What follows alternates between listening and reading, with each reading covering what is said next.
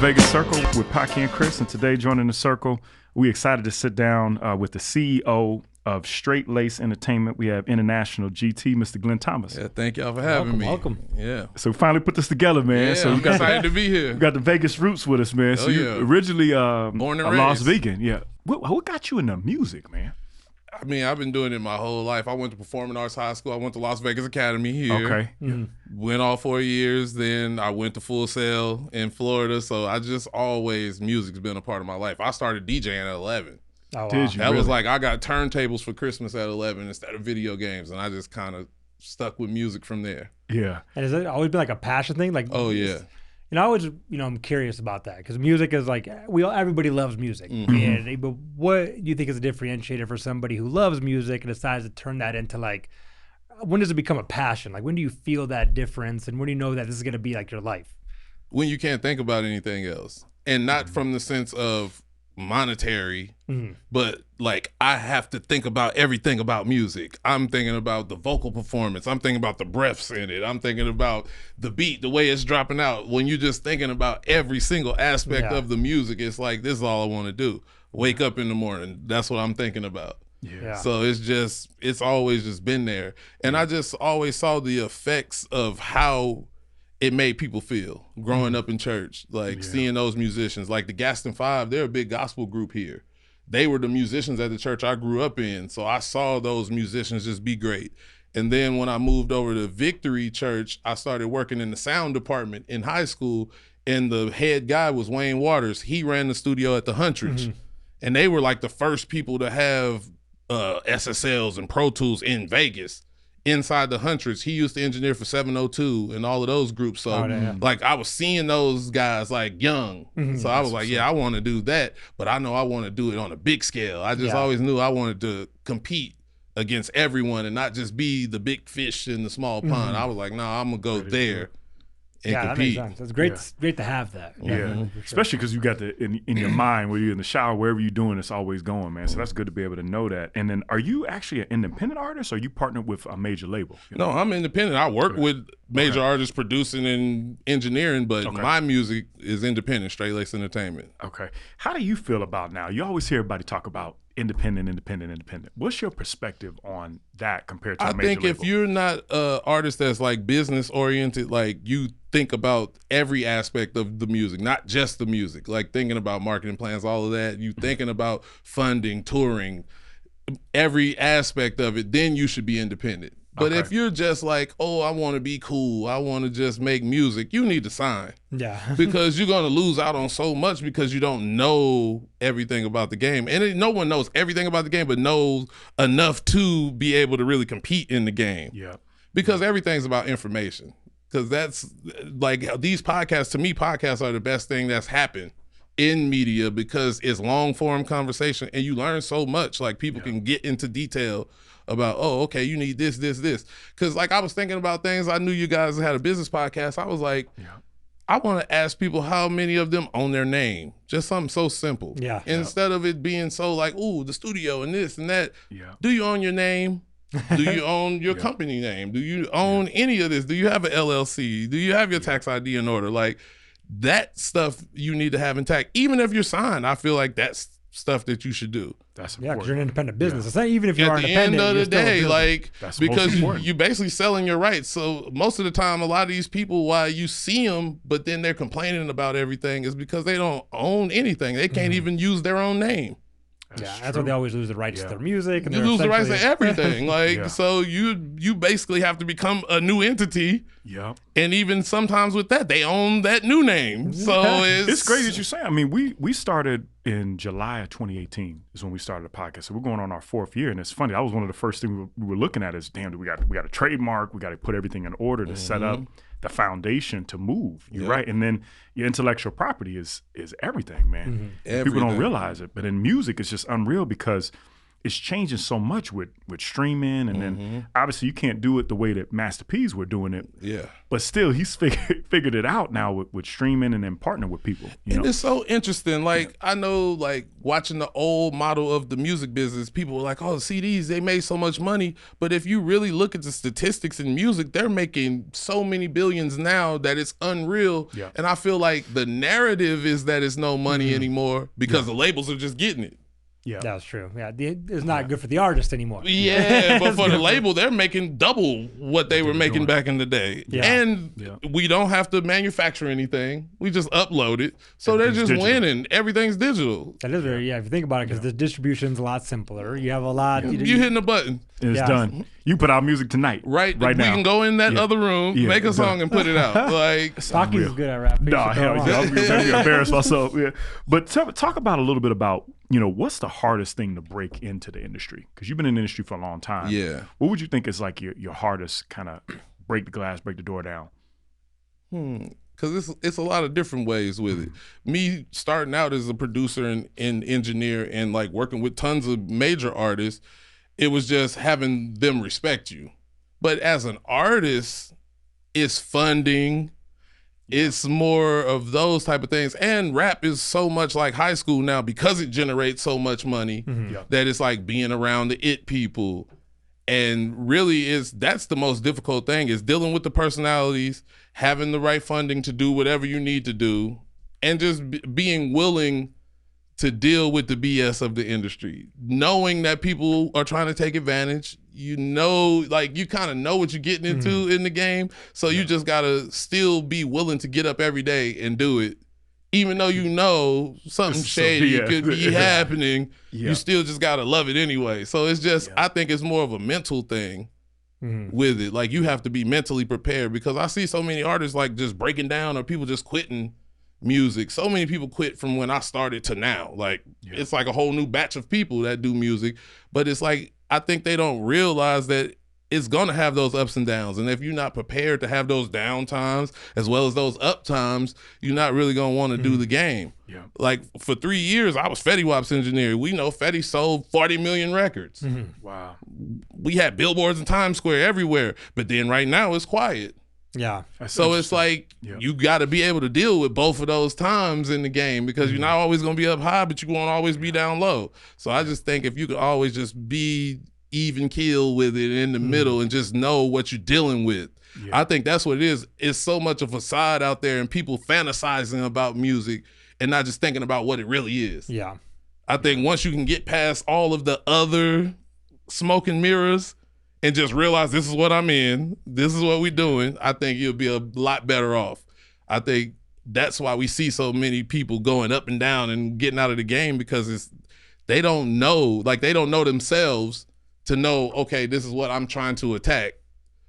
So I think you got to know yourself to really do this music, because we're reporters at the end of the day. And if you out here lost and not knowing, you just the blind leading the blind. You're out here making music, leading people down a path of destruction, because you don't even know what you're trying to do. You're just trying to make one stick. And I've never really been into the make one stick game. Like, it's you either gonna make the right songs or not. Yeah, it's kind of funny that you mentioned that, because one thing that's always been curious to me is, back in the day, you used to hear a lot of one-hit wonders, right? And one-hit wonders are people that just had a really great song that made its own way through kind of everybody to get to listen to it. Never heard from them again. Nowadays, it seems like you have a lot less one-hit wonders, because everybody's fully funded behind the scenes, where it's more of a business conglomerate versus being just an artist. Because right now, I think you have so many people who are really talented and identify as artists, but there's so much competition now, where the only way to really stand out is by, like you said, funding and pushing forward the back end aspect of that. So, from that perspective, what do you recommend for somebody trying to gather that funding? Is it, do you position yourself as a business and literally go out and try to get a loan for a business? Or is it more of somebody believes in you, throw it at you, or just work hard and just pay for marketing? A little bit of all of those. I think it's a little bit of everything that you said, because you have to have someone believe in you. Yep. Either way, a bank's not really dealing with you unless you just already showing that you're making so much money. So the bank route is kind of iffy, because it's not a traditional business that they can just quantify, like, oh, we could do this. And I think the work hard aspect is really the key, because you got to keep working until the people want to come and be around you and galvanize you and push you up. Like, so I think it's the work. Like, you just got to keep working, and it's a consistency thing. And because it's cheaper to make music now, whereas back then you probably saw a lot of one-hit wonders because it was maybe $200, $250 to make a song. Yeah, like, cause just to get it out. Yeah, just to do it, it was just expensive. Being in the studio, getting producers back then, it was just so expensive. Whereas now, it's cheaper, so you see people trying to have a career more than be a one-hit wonder, because they're like, I could just make 10 songs in this week. What happens. Yeah, it makes a lot of sense, man. I saw you were recently with Nelly in the studio, man. What was that experience like? Oh man, it was dope. He came in. Really, the studio owner called me like an hour before the session. He was like, "Yeah, man, I got Nelly coming, man. I need you to come down," because I'm not necessarily tied to the studio. It's more freelance. But he was like, "Yeah, I know that you'll vibe with them because they were here a few days ago, and it was cool. I think you need to come do it." So I came in. It was dope. Like, he has something nice coming out with JD soon. And so we were in there working on it. I was engineering. Okay. So yeah, it was a dope situation. Yeah, I see it. It's good to be able to talk a little bit about, because you make music and then you're a producer. And I know you were big on producing and really being in the studio. Do you feel like now it's got away from that and it's got away from the art, because so many people will just send you the song and they're not even in the studio together building that art and building that vibe?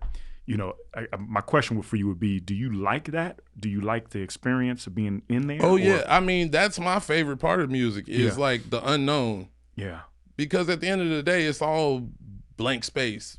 It's quiet in the studio. And then you just, boom, you have a song at the end of the night. So it's just that unknown. I love that. Like, you go in with different artists and I'll just add whatever I need to. Like, I always said, I'm trying to be the hip hop Phil Jackson. Like, I'm really an artist, like trying to win my 2 championships like Phil did as a player, but I'm trying to win the 11 as a coach. There you go. Because you got that mentality. Yeah, because it's like, I know they'll respect it if I go and win championships as a player. So that's me as an artist.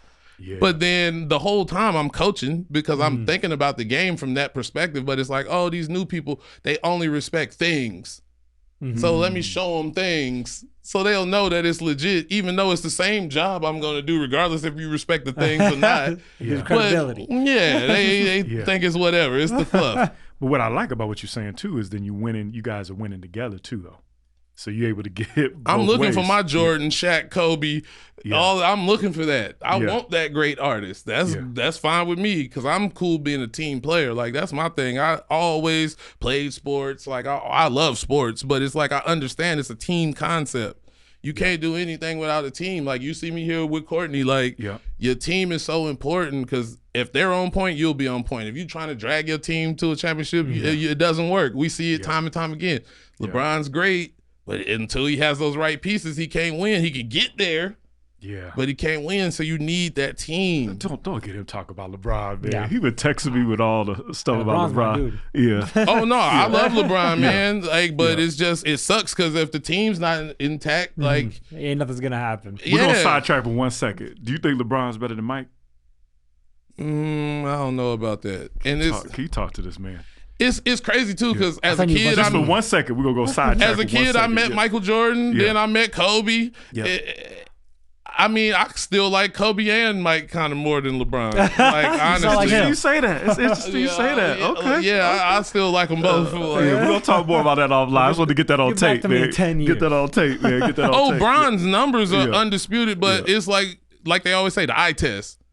And just knowing basketball and watching it, it's like, he does everything so great, but it's something about those other guys. It's just, you have more faith that it's going to work with those other guys. You know what I respect? Well, I love LeBron's game, don't get me wrong, but I love what he's doing with his business guys out. Oh, yeah. With all his business guys, Maverick, everybody's making money and everybody's successful. And that's beautiful. I love what he does outside. The fact that guy from Snowfall's about to play Rich Paul. It's unreal. Like, it's crazy. But he put on his team, but I feel like that's kind of like the Jay-Z thing that people do. They kind of talk about all the other stuff and then incorporate that with the skill that they're doing. Like, just because they're great at the business and they're good at putting their boys on, you can't say that, oh, that translates to the music or to the basketball. Yeah. Because it's people that just, work. you got to do the work. And they do the work, but it's like Michael Jordan was just so great. Yeah, he may not have, we don't know if he put his boys on or not, but when it came to playing basketball, He was on it. Yeah. he was on it. Like, he now was all on that other stuff, LeBron's the man. Yeah.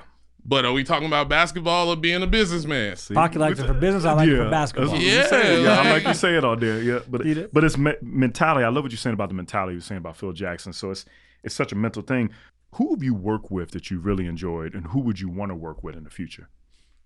Definitely want to work with Kanye. Yeah, Just is that because of the dude, or Did just you watch in the general? documentary, the new one? Yeah, I love the definitely watched this documentary. That was so good. Oh yeah, but I mean, I've just been a fan of his since he came out. Even when he was a producer, I just always followed his career. So it's interesting seeing people so happy now about the documentary and all of that, and people sad about whatever. But it's just like, man, he's a man, and that's kind of been his thing the whole time. I didn't even know he was a producer until I watched the documentary. Yeah, and I just been always into music, so I knew his story, so I was always rooting for him, and I feel like I'm from the fruit of his tree. Like, he bared the cross for the non-gangster, non-street guy to be an artist. Yeah, it gave me a totally different level of respect. Like, you've seen you've seen the evolution, you've seen the want, the drive, the passion, and kind of converting into kind of similar, exactly like like you said, come from the same cloth. You know what's more important than that is Donda, his mom. How much life she's spoken to him. You know what I mean? I'm originally from Chicago, and I got a close friend of mine that went to Chicago State with Kanye. And the stories you talk about back in 98, 99, dude's been put a lot of work in, man. He so put the work in. He's arrogant, but at the same time, he's a genius. He is a musical genius. And that arrogance had to fuel people trying to play him. Because think about if he wasn't feeling like I'm the greatest, that's very true. He may not have even made an album. Yeah, he would have gave up. He would have gave up. So it's like, think about even when he went to the fashion and he was telling everybody, I'm $50 million in debt, and everybody was laughing. He like, no, you give me the backing, I'm telling you what I'm gonna do. Now he 10 billion. So it's like, if he didn't go out there and proclaim it, the people wasn't gonna do it for him. Life. Yeah, you have to speak to life. Like, I feel like it's just, a lot of times people talk out both sides of their neck. That's true. They want you to be all studious and shit, but then they want you to be this top level guy. It's like, you can't have everything. Yeah. And it's funny with, the one thing that's always hilarious to me is when somebody talks about being good at something, everybody's quick to call them arrogant or you have a bad ego. But if you're self-deprecating, you're saying, well, I'm not really good at this. But, well, no, you're really actually good. It's like, why are you talking down to me because I'm saying I'm good at something? Like, to me, I never understood that concept, because to me, it seems like Kanye at the time had a healthy ego. He was confident in his abilities. Now, maybe it's a little bit different. But I feel like if you watched him, he was the same. It was the same, but like people say, the money can heighten things, but he was the same guy. Like even in watching that episode 1, he was still that. Yeah, he was still from the jump. He was still that guy. He just now got FU money. Yes. And you got FU money, and people told you FU for 25 years. What you gonna start doing? And not giving you an opportunity. You had to build your own opportunity. Yeah. What, I'm supposed to come and be Denzel Washington? No. Yeah. I'm coming in like,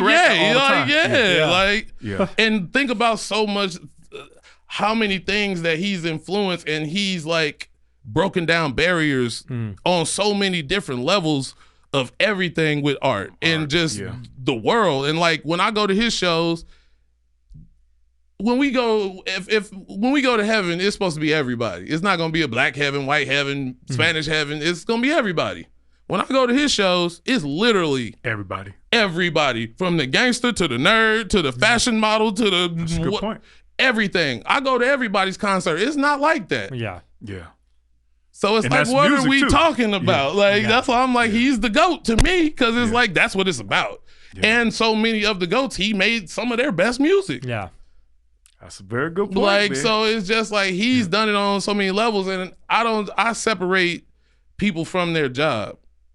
Like, it's hard to, like, I get it that you got to kind of put it together, but I try to separate it, because I'm not God. I'm not trying to judge that man. I like music. Yeah. I like sports. Like, so it's like all that other stuff, that's none of my business, because okay, I'm saying that, but I don't got a place to put him. Yeah. So what does it matter that I'm speaking on somebody else? You just like his music. And you don't really know the people at the same time. We don't really know know what they like, like yet. It's just what you see. You know, that's interesting you say that. I hope you do work with Kanye because y'all can put some. Oh yeah, stuff we gonna together. put it Just down. make sure y'all come back here and get on the show. Yeah. Oh man. Yeah, I can see y'all working together, man. Because Yeah. you very. I was listening to your music, man. You very very lyrical, and it's with a purpose, and it means something. You're not just spitting to spit. No. You actually talking about something. So that's why I was excited to have you on, man. Yeah, 'cause I you- appreciate y'all having Yeah, me. for real. Yeah, it's you got some good stuff out there. Talk a little bit about you. Are you messing with the metaverse at all, or No, trying to get into I'm the metaverse? trying to get in it. Like I got this new project that I'm working on that I'm thinking of dropping in like July, Okay. and I want to try to get some metaverse things incorporated with it. So I'm just trying to figure out the best option for it. Yeah, you should jump in, man, because that's Yeah. that's what I'm seeing so much of the world of being in there, and then obviously with Snoop and all these guys are doing. It's an amazing platform to be able to go. And I was gonna go back because you asked me before I went into the whole Kanye thing. Yeah. You said who I work with and all course, of that. yeah.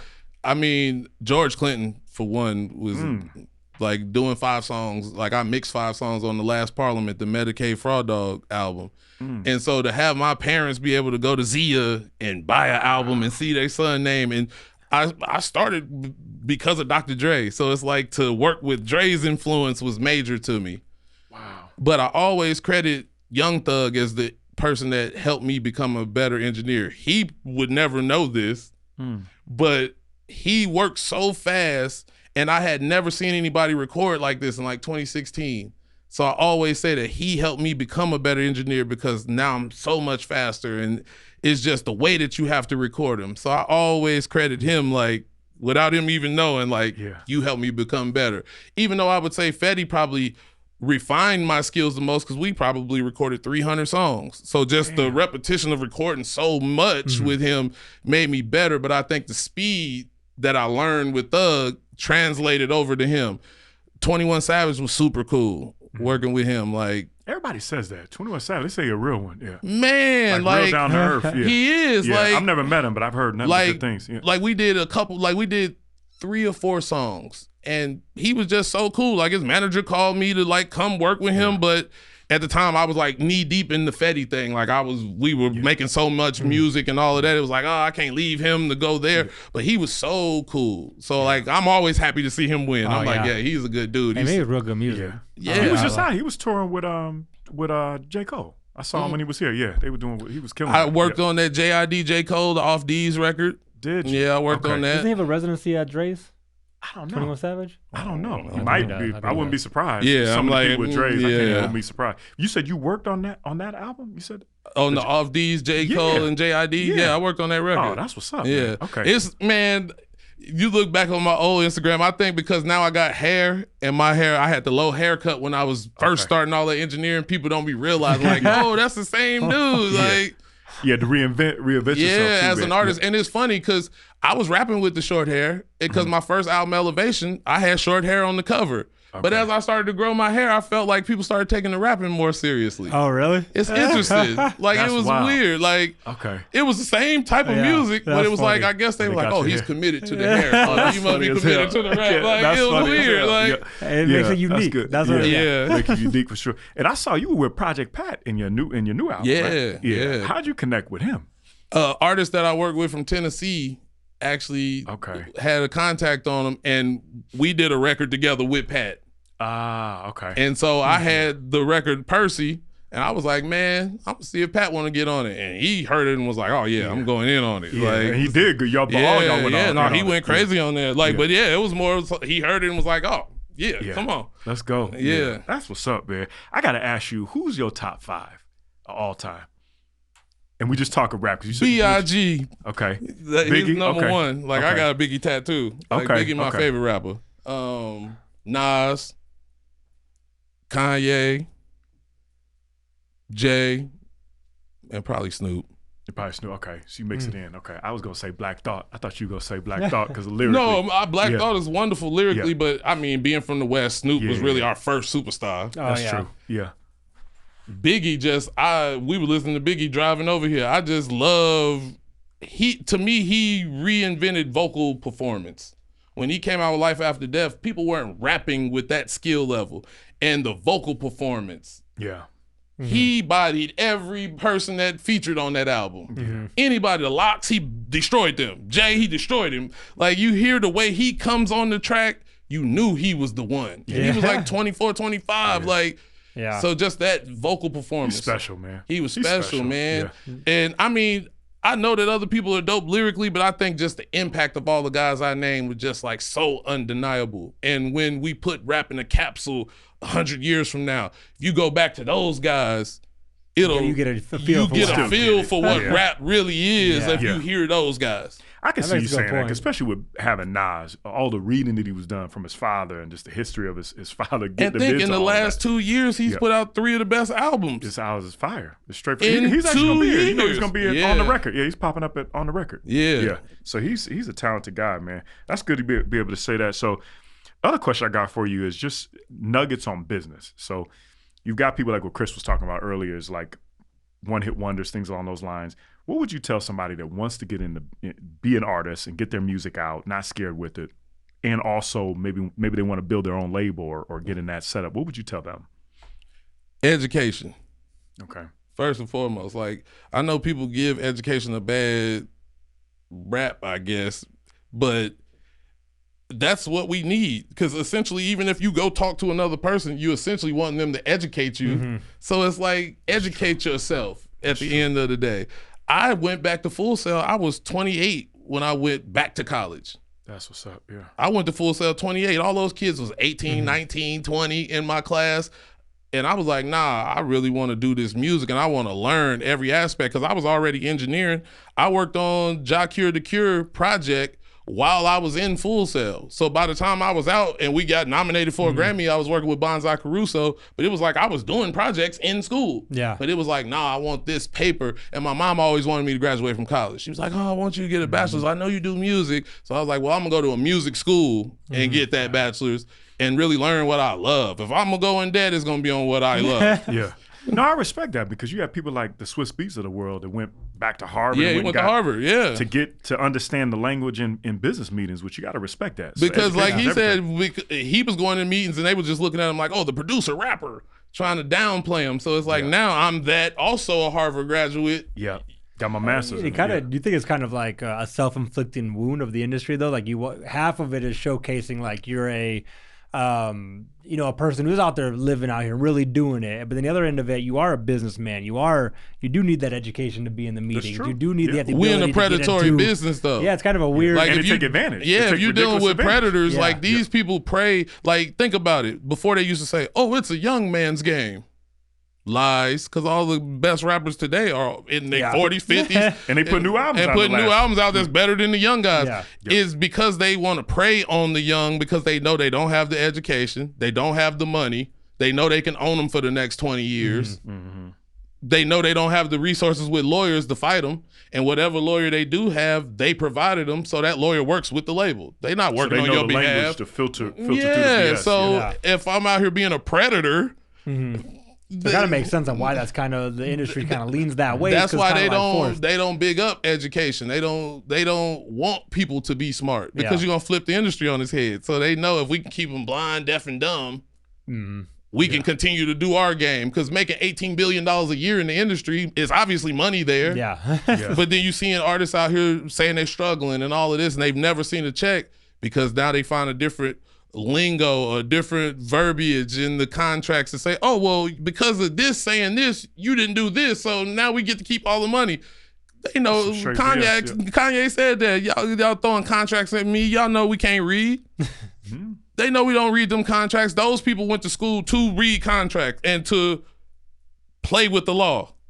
And make it difficult, the language. We work on music. We work in sports. They know we not studying that stuff. So it's like, it's more ways to just take advantage. It's like, we'll let you get something, but we're not going to let you get the whole thing. Yeah, I like your honesty, man. You get straight to it. We have to. Honesty, like education, and it's just everything, because people are taking advantage. Like you were saying right from the beginning, is get through the BS, and it is what it is. So another question I got for you is, how do you deal with the pressure of performing? Like, whether it's in front of in front of a crowd or anything like that, do you get the nervousness? I'd be nervous before the shows, but I feel like as soon as I step out there and like I hear my voice on the mic, it instantly goes away. Yeah. But it's the unknown backstage waiting on it that has you all nervous and not knowing what's going to happen. But as soon as you get out there, it's like, oh, all right, I'm supposed to do this. The high of the endorphins kicking in. Yeah, but it's definitely out there nervous. Yeah. I get nervous going to the studio with people.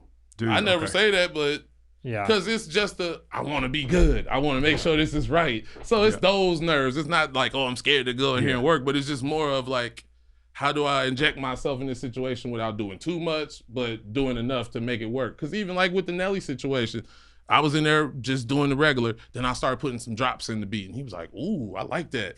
And I started doing a little more. He's like, man, do whatever you want to do.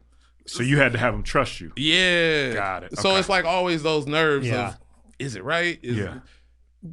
Because we don't know. Yeah. Because if you even talk to a guy that's been making music 50 years, he's going to still say, oh, I still feel like. Yeah. I just feel like as engineers and just as artists in general, we just feel like we're always searching for something. So we never feel like we quite mastered anything. Yeah. But it's always something to learn. We life learners, so it's like it's always, the game's gonna always evolve and grow. And what if you're ever in the environment though and you're like, man, that was really bad?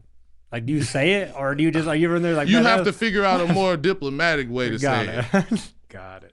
Because you remember Kanye, we keep talking about Kanye, but we was telling Jamie Foxx, like, don't sing like that. Don't do that. Like, you have to do it in a certain way. You got to have a certain cachet to be able to do that with people. Yeah. Like, I done built it up a little more where I can, like, talk a little more. But in the beginning, when you're just trying to get a gig and all of that, you kind of just have to. Do you, like, have to hype them up? Because you got to think, for every great artist I work with, I done work with, like, 20 poo butts. Yeah.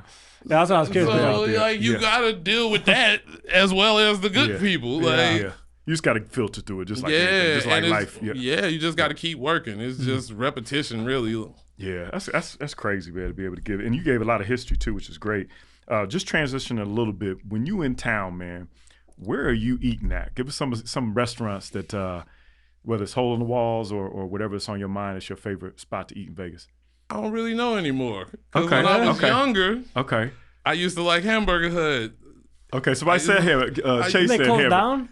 I think it's off the 15, right? Yeah, it's like Cheyenne. Chase mentioned That's like Chase. North Las Vegas. Yeah. But back in the day, it used to be fire. I don't know how it is now, but back in the day, it was good. But then I started having Atlanta wings and all that, and it was like, it stopped. I don't really know. Because we just go everywhere. And being with my cousin Steve, like, we'll go places, and it's like just trying things. All the normal love In-N-Out Burger. Yeah, In-N-Out. Because we just don't have it over there anymore. So but really is whatever. It is. I got you. You come to town, but you got all the seafood, everything down in. I mean, we have so much, so it's just. Overall, it is what it is. Hut. Yeah, Hamburger Hut. I gotta check it out. Yeah. What else is on your focus for the rest of the year and coming up? Working on this new project. I'm definitely trying to release in July. I'm happy about it. I feel like it's my best work to date, and I know people say that all the time, but when I was recording it, it felt like it was the best. Like it wasn't just it's me and I like it. Because I'm fair with even judging my albums. Yeah. But this one. Yeah, the album was fire. I love Time. The album's fire. But the Night of the Wind. That's going to be where it's at. That's the next one coming out this summer? Night of the Wind. Okay. You know, just from like, what is like just me, I don't really understand how it rolls. So say you produce the album, you record the album, and then when you're distributing it, how does that like process work now? So you're saying I'm getting ready to release this album. Like, what does that mean? Do you have to like do like a launch party? Is it like I call everybody I know to start distributing it? I blast marketing on social media campaigns. Like, what is the kind of involvement to get that as many people's hands as possible? Really is, I think, is traveling city to city and touching, like, you physically meeting the people. Like, we traveled so much during this album rollout, like, while the singles were out, before the project was out, we were traveling city to city, doing interviews, meeting people, shaking hands, kissing babies, going to the clubs. I went to so many clubs around this country, but we know a lot of DJs now. So I think it's more of that, because the fans are fickle. They'll love you one minute, then they don't love you and all of that. So I think you got to get the relationships with the factors. Yeah. The fans will come. And then they can get it out there. Yeah, because if you think about it, I've never bought Kodak Black's album, but Kodak Black is rich from making music. So no one needs everybody to be rich in what they do. That's a good point, yeah. Yeah. So we get our fans, and that's what we work on. Like I always say, if we get 1,000 dedicated fans, that's all you really need with any business. Yeah. And why do you think, we were talking a little bit offline, why do you think Vegas does not get that respect for just music in general besides the Strip? Like, people that are performing on the Strip. Because the Vegas doesn't want to take the attention away from their moneymaker. If the clubs and major artists coming into town are generating the big revenue, they'll never really let the Vegas music scene get to that level because it's going to take away from what they're doing. And they don't control it. And that's with most things. If they don't control it, they're not going to let it fly. Think about with the weed in this country. Until the government can figure out how to control it or they can get their hands on it, it's all about control. And because music is an uncontrollable thing for real, unless people are just caught up in that matrix that's already been here for centuries. It's the Wild West now with music. So this isn't a thing that you can strong arm muscle it and say, oh, give me your publish it and all of that. So that's why Vegas doesn't promote it, because it's going to take away from what they focus on.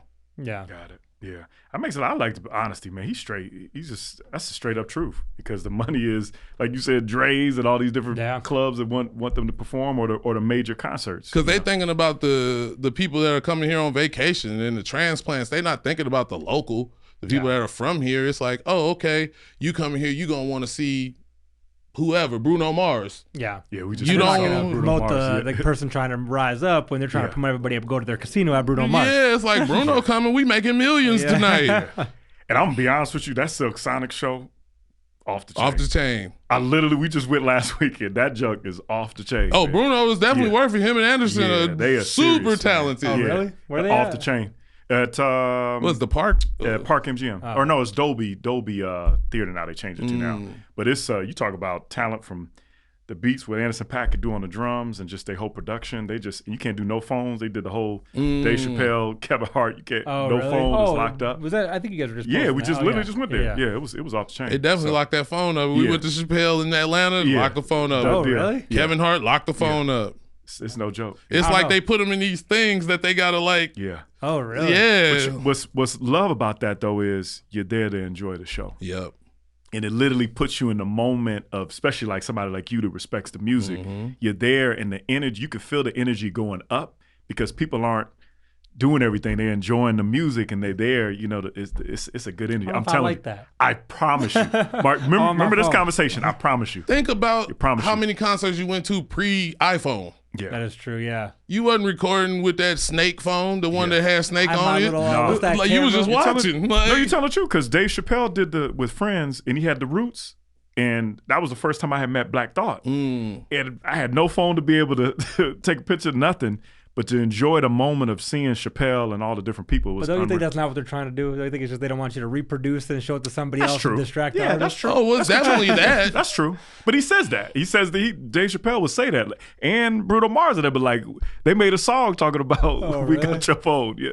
So even when I was younger, though, I went out there with what's that camera that used to like roll it and take the snap. Oh yeah, Kodak. But you're just getting the photo though. You're not getting the full video because people are just posting your full concert. That is true. Yeah, that's true. I see so many people going live. I went to Jay-Z and Beyonce concert in Atlanta. This person had they arm the whole show. Yeah, he filmed the whole entire show. Oh, yeah. So it's like you didn't even enjoy it. I can respect that. I can respect them locking it up because you did enjoy it. So. Like I went to the Watch the Throne in Paris show. I took a couple pictures because it was like, oh, we in Paris, but I enjoyed the show. It wasn't because to me when people are recording, oh man, and to see it in Paris, I was at the show and they set the record. Went to it in Paris? Like I went to the, I went to the one at the MGM too. Yeah, that's the one we went to. But then I went to the one where they set the record and did it 12 times in a row and all of that. Like the energy must have been ridiculous in there. And to see people passing out, like we're in Paris. They drop the American flag and people go nuts.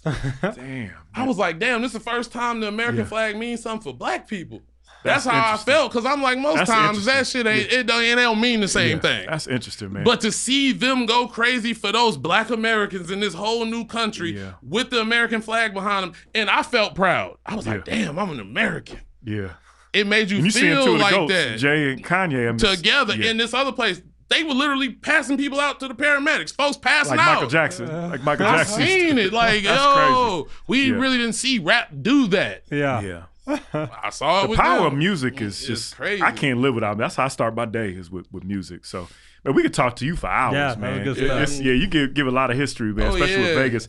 Where can people reach you at, man? What's your social handles and all of that? At International GT. Okay. Straight Lace ENT on Instagram. Facebook is Glenn GT Thomas. Yeah. It's International GT on Twitter.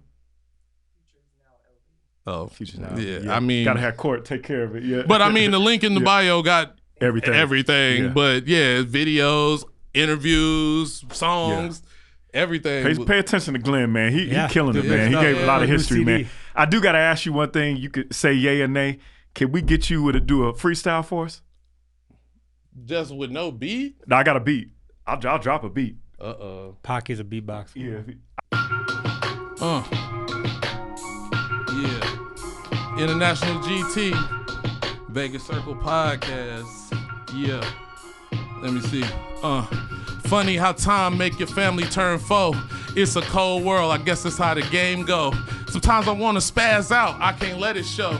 But the disrespect will never be acceptable. I'm puffing medical. Riding to that joint pain, Frankie Beverly Maze. You know I never ran, I'm right with you ducking strays. Thought it was all love from the cradle to the grave. We was on the mountain, niggas told me I was the way. Now you don't know me when I'm OT making plays. I know it's Corona, but we go back a long way. I know I've been solid from the beginning, the first day. They say they rather stack the crates up than that paper up. They rather wear you on a tee than support you in your dreams. 50 tried to warn us about the many men that come as friends. Fuck them all, nigga. I'm on my grind about my dividends. Yeah, That was good. Yeah, good stuff. Appreciate International GT, man. I appreciate you, man. Seriously, that was good stuff, man. You can check him out. Pay attention to him. We got a new album coming out, and he's got a new album out right now, Time. And you can check us out at Time, TheVegasCircle.com. True Imagination Makes Everything. That's what Time stands for. Time Volume 1. True Imagination Makes Everything. Go check it out. It's on all platforms. That's what's up. Night of the Wind coming this summer. That's what's up, man. Check him out, man. Appreciate you, man. Seriously. thank you. That was good Thank you. stuff, man. Thank you. Good looking.